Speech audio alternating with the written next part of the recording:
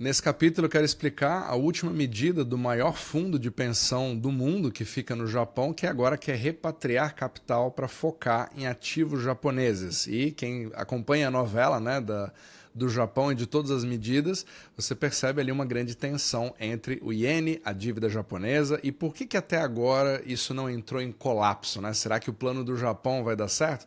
E é sobre todos esses assuntos que eu quero falar no capítulo de hoje. Então, primeiramente, essa aqui foi uma medida muito interessante. Eu traduzi essa notícia aqui do Asia Asset Management falando sobre justamente esse maior fundo de pensões do mundo, que é o GPIF, com cerca de 1,8 trilhão em ativos, né, no final do seu ano fiscal. Ele agora, você percebe uma vontade do governo japonês, né, principalmente aí da ministra das Finanças do Japão, que é a Satsuki Katayama, falando a seguinte coisa: olha, gostaríamos de adotar medidas que incentivem os fundos de pensão, incluindo o GPIF, a fazer investimentos substancialmente maiores em ativos financeiros japoneses. Então aqui é literalmente, para quem acompanha, né, o nosso canal, ele é o tema do statecraft. O que significa isso? O objetivo é o interesse nacional. Então cada um dos países está voltando a si mesmo, né, como se fosse o Make Japan Great Again, né, mais ou menos ali no tema do Trump, com o objetivo de segurar a sua própria economia e focar ali nos seus parceiros, né? Escolher com quem você vai fazer negócios, mas principalmente proteger a sua própria economia. E tudo isso vem dos sinais ali pelo menos percebidos como fraqueza, né, pelo mercado global, onde você vê aqui a fraqueza principalmente do iene contra o dólar, que nesse momento já meio que se assentou confortavelmente acima dos 160 ienes por dólar, que era meio que um limite ali psicológico criado pelo governo japonês para poder, que é o que gerou várias intervenções, né? Então, se você der uma olhada aqui no passado recente, todos esses traços mais robustos aqui para baixo são essas intervenções que acabam sendo feitas na calada da noite. Depois você tem o governo anunciando exatamente o que eles fizeram.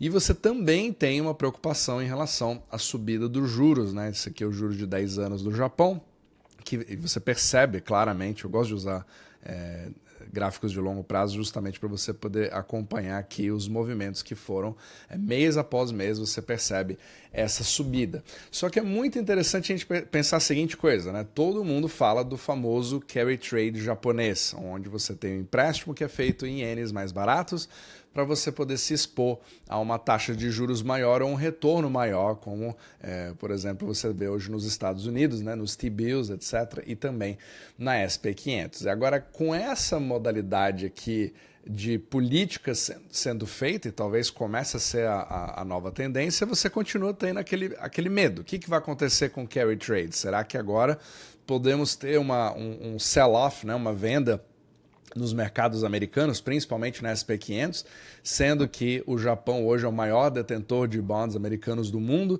e ele poderia começar a se desvencilhar disso para começar a repatriar para o Japão? Então, isso com certeza resta ver, né, toda essa questão para ver o que vai acontecer. Só que você percebe que o Japão hoje ele tem muitos aspectos que não são muito bem entendidos. Então, o primeiro deles, a gente fala muito sobre a dívida japonesa, que é a maior em relação ao seu próprio PIB, né, no mundo, e isso deveria, em princípio, ter sido ali um estopim para uma crise de dívida soberana. Muitos esperam que isso aconteça, né? Você vê muitas narrativas sendo criadas em cima do Japão. Porém, o Japão tem propriedades específicas que fizeram com que ele tivesse o funcionamento que ele tem hoje, né? Principalmente dentro do sistema euro-dólar, que quem acompanha esse canal, né, sabe do que eu estou falando, que são os dólares fora dos Estados Unidos, e eles meio que são um grande pilar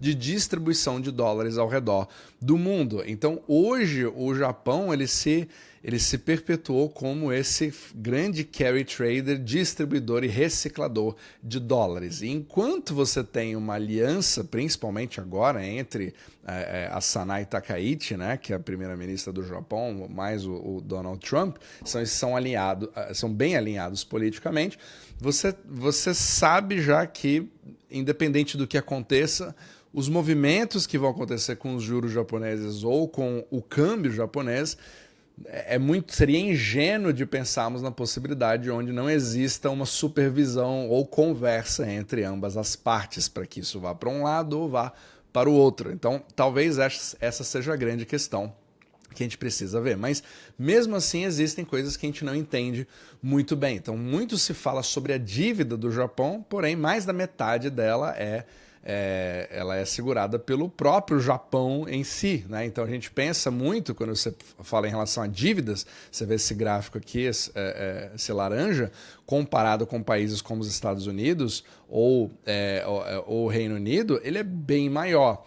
Só que, ao mesmo tempo, tem um outro número que a maioria das pessoas não olha direito, que são os ativos detidos por fundos de pensão ou fundos soberanos daquele país. E dá uma olhada na diferença gritante quando você olha em relação aos ativos. Então é muito interessante, é como se você pensasse assim, olha, eu posso ter uma dívida imobiliária e todo mundo está olhando, olha, a minha dívida imobiliária é maior do que a sua, né? A casa que eu devo tem um percentual maior de dívida do que aquela pessoa que já quitou mais.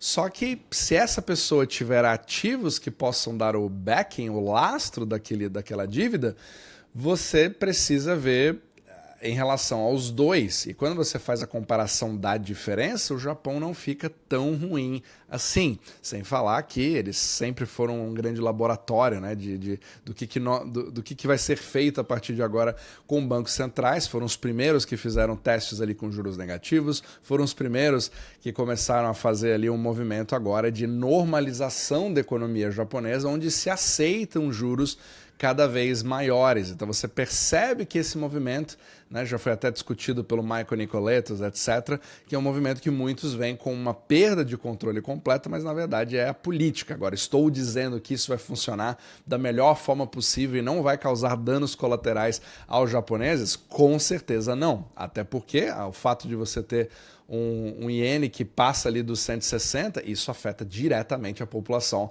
japonesa, né? E até tem uma audiência no Japão, se você estiver assistindo agora, adoraria saber o que vocês acham disso aqui nos comentários. Seria muito bom ter aqui o insight de vocês.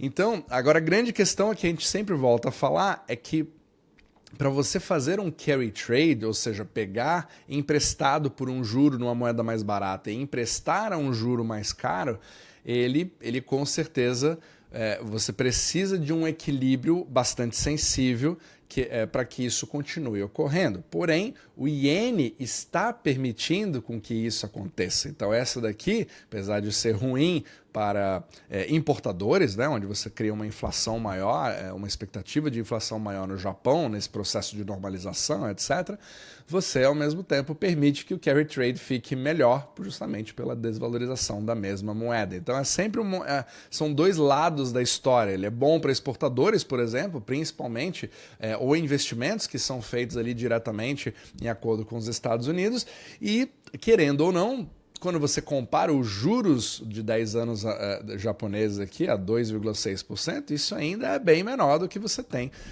no Fed Funds Rate, né, nos juros do Fed, ou de 10 anos dos Estados Unidos ali perto dos 4,7%, 5%, etc. Então isso permite um delta que faz com que você continue mantendo essa força toda de pé, né?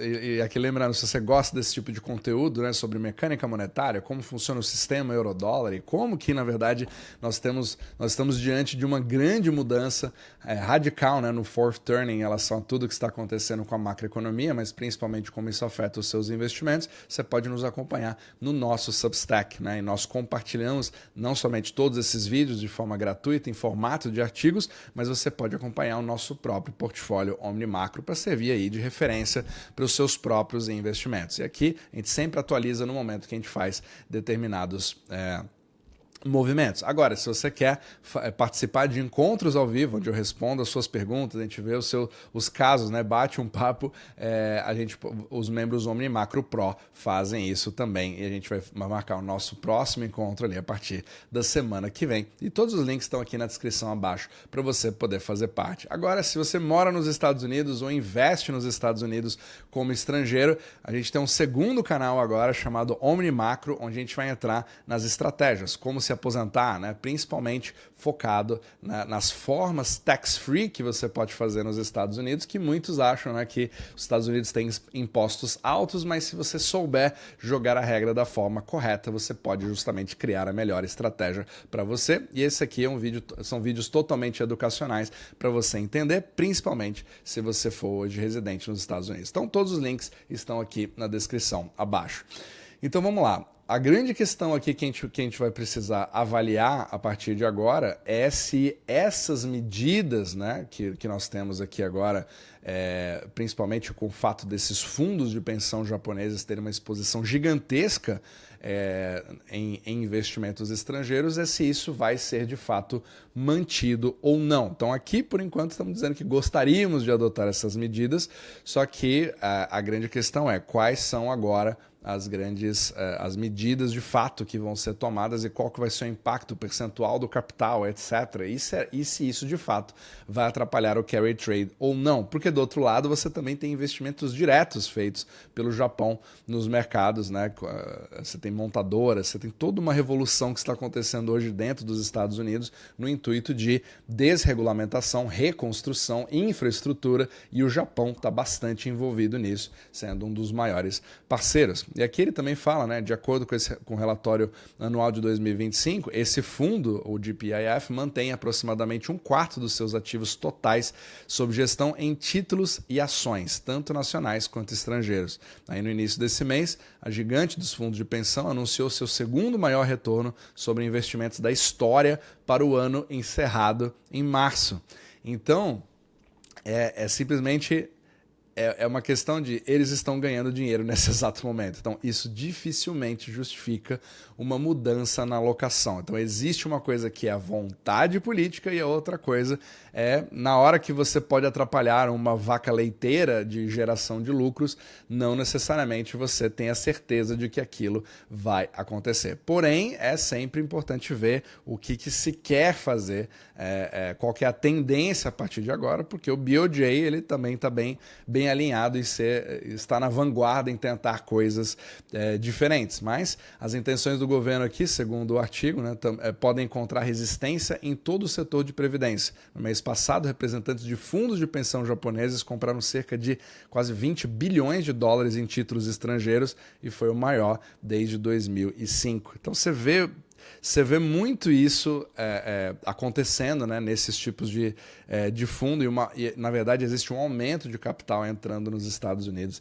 nesse exato momento, apesar de todas as narrativas, principalmente quando você tem dois governos bem alinhados. Mas a gente vai, como sempre, né, acho que tem toda uma playlist de Japão que você pode acompanhar no nosso canal aqui, que eu separei para vocês poderem dar uma olhada, né, e acompanhar todos esses movimentos. A gente já vem falando do carry trade, já vem falando de todas as movimentações, das intervenções e de todas as fórmulas que o Japão vem fazendo, e ele vem segurando até então. Então, apesar de ser muito mais fácil, né, a gente fazer um vídeo de que tudo vai entrar em colapso, etc., o objetivo desse canal também é tirar bastante das narrativas de iminência, né? Então não é porque uma coisa está com problemas, e de fato o Japão tem uma série de problemas a resolver e artificialidades no seu mercado de bonds, e também que reflete, né, na situação dos japoneses, mas ao mesmo tempo não significa que isso vai acontecer amanhã. Mas tudo isso a gente precisa ficar atento e colocar no nosso radar, porque isso pode afetar bastante